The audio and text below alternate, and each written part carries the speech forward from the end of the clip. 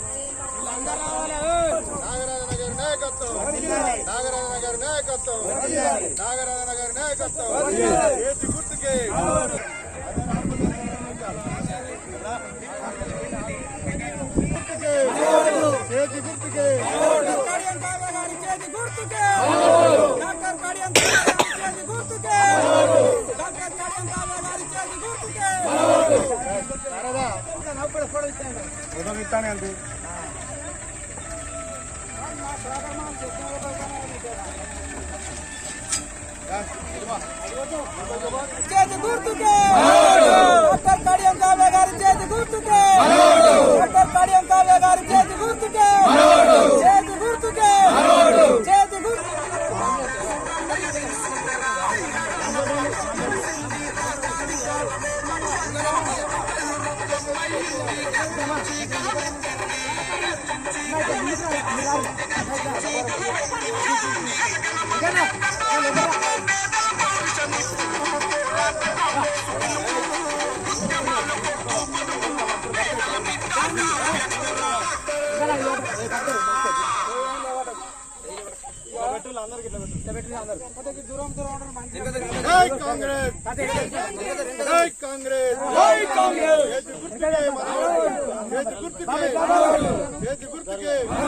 నాగరాజనగర్ నాయకత్వం, నాగరాజనగర్ నాయకత్వం, కడియం కావ్య గారి నాయకత్వం.